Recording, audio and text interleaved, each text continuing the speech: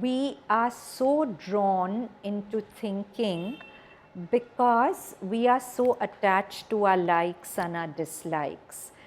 So any thought which we like, we want to think more of it.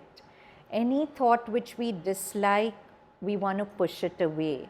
So this constant preference in a way motivates us to think. If you see, the motivation behind all thinking is to draw the pleasant closer to you and to push the unpleasant away from you.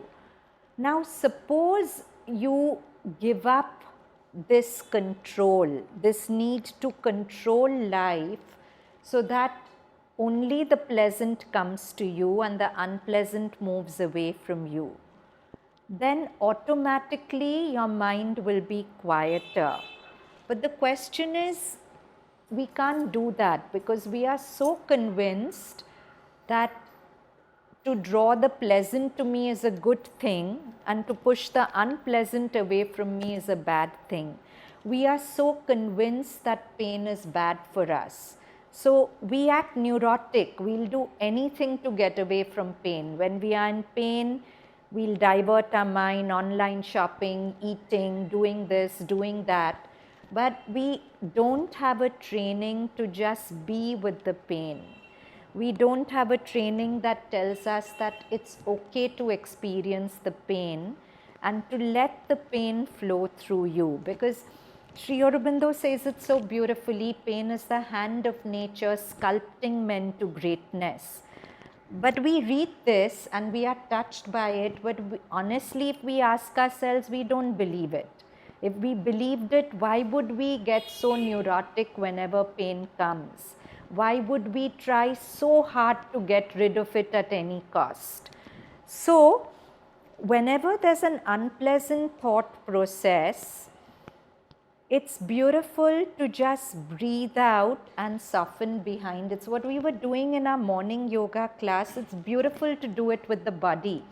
So you'll notice that every time a thought comes which is strongly full of attachment or strongly full of aversion, there'll be a tightening in your system. It's very subtle, but it's there.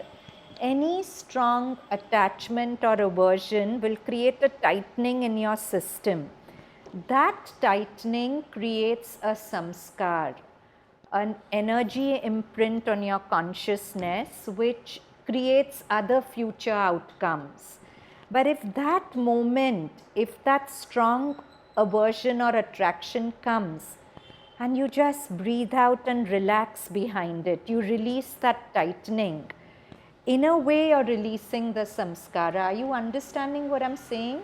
Are you all getting what I'm saying when I say that in response to any strong attachment or aversion, there's a tightening in our being, a clinging to it. Both are clinging, either clinging to wanting to push away the pain or clinging to attract what we are.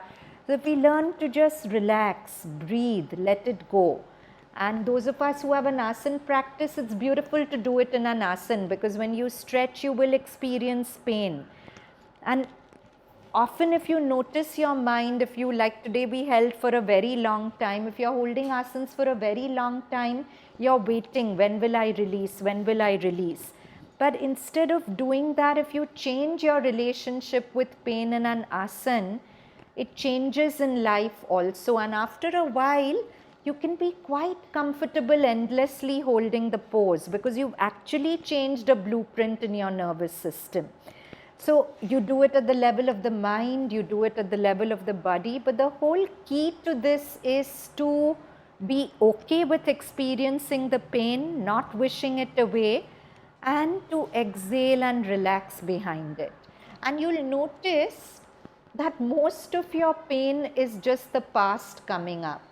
If you were a third person to yourself, you'd say, what is this rubbish? What am I feeling so bad about? If you see it objectively, to feel upset when a blue Maruti passes because 10 years, it's nonsense. But in that moment, you become unconscious. You can't see it. Or if I've had a parent who's been a certain way, and I meet a friend who says something innocuous which has nothing to do with how my parent was, but I'm imposing my parent on that friend and I'm picking fault on that friend. So, but all these things you won't see if you tighten, because all your life energies have gone into tightening and resisting. But if you just relax and breathe out, that energy is freed up to really observe what is happening. And then you see truths which set you free of the past.